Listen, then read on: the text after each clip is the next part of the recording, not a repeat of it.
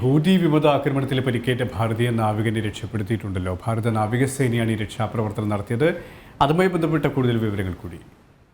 തീർച്ചയായും സുരേഷ്, ഇന്ന് ഏതാണ്ട് ഒരു 12 മണിക്കൂർ മുമ്പാണ് ഈ രക്ഷാദൗത്യം നടന്നത് എന്നാണ് നാവികസേനയെല്ലാം തന്നെ വളരെ കൃത്യമായി അറിയിക്കുന്നത്. നമുക്കറിയാവുന്നതാണ്, INS കൊൽക്കത്ത എന്ന നാവികസേന കപ്പൽ ഇപ്പോൾ ഹൂതി ആ മേഖലകളിൽ, ചെങ്കടൽ മേഖലയിൽ, ഇത്തരത്തിലുള്ള ആക്രമണം നടക്കുന്ന മേഖലയിൽ വളരെ കൃത്യമായി വിന്യസിച്ച മറ്റു പടക്കപ്പലുകളോടൊപ്പം വിന്യസിച്ച ഒരു കപ്പൽ കൂടിയാണ്. ഇപ്പോൾ നമുക്ക് ദൃശ്യങ്ങളിൽ കാണുന്ന ഈ കപ്പലിന്, അതായത് ബാർബഡോസ് പ്രവർത്തിപ്പിക്കുന്ന ഗ്രീക്ക് ഒറിജിനുള്ള ഗ്രീസിൽ രജിസ്റ്റർ ചെയ്ത കപ്പലാണ് ഇത്തരത്തിൽ ആക്രമണത്തിനിരയായത്, ഹൂതി വിമതരുടെ ആക്രമണത്തിനിരയായത്. അവിടെ നിന്നും ഈ ഭാരതീയൻ്റെ സ്വദേശം ഏത്, അല്ലെങ്കിൽ ഭാരതത്തിൽ എവിടെയുള്ള വ്യക്തിയാണ് എന്നൊന്നും നാവികസേന കൃത്യമായി നൽകിയിട്ടില്ല. അദ്ദേഹത്തെ മോചിപ്പിക്കുകയും അദ്ദേഹത്തിന് അടിയന്തരമായ വൈദ്യസഹായം ലഭ്യമാക്കുന്നതിന് നമുക്കിപ്പോൾ ദൃശ്യങ്ങളിൽ കാണുന്നത് പോലെ ഹെലികോപ്റ്റർ അയച്ച് ഉടൻ തന്നെ രക്ഷിക്കുകയും വൈദ്യസഹായം നൽകുകയും ചെയ്തു എന്നാണ് അറിയിച്ചിരിക്കുന്നത്. 21 പേരായിരുന്നു കപ്പലിലുണ്ടായിരുന്നത്.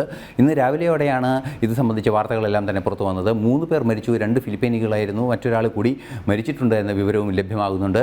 ഇതിനെ തുടർന്ന് ശക്തമായ പ്രത്യാക്രമണവും ആ പ്രദേശത്ത് നടക്കുകയുണ്ടായി. റെസ്ക്യൂ ഓപ്പറേഷനാണ് ഭാരതീയ നാവികസേന നടത്തിയതെങ്കിൽ ബ്രിട്ടൻ അമേരിക്ക സഖ്യം ഹൂതി വിമതരുടെ ശക്തി കേന്ദ്രങ്ങളിലേക്ക് ഡ്രോൺ ആക്രമണവും അതുപോലെ തന്നെ കരയാക്രമണവും നടത്തിയെന്നാണ് അറിയാൻ സാധിക്കുന്നത്. സ്വാഭാവികമായും സഖ്യസേനയുടെ ഭാഗമായി പ്രവർത്തിച്ച ഒരു ഇസ്രായേലി സൈനികൻ കൂടി ഹൂതികൾക്കെതിരായ ആക്രമണത്തിൽ മരണപ്പെട്ടു എന്ന വിവരവും ലഭ്യമാകുന്നുണ്ട്.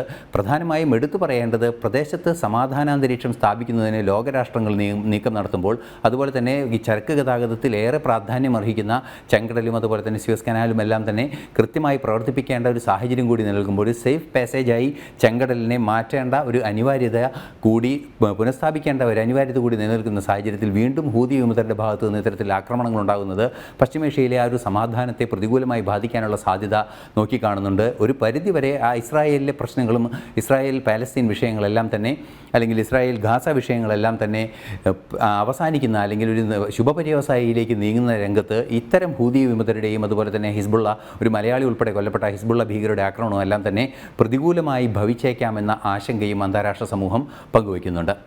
സുരേഷ്, ഐസൻ ജോസ് ആണ് ന്യൂസ് ഡെസ്കിൽ നിന്നും വിവരങ്ങൾ നൽകിയത്.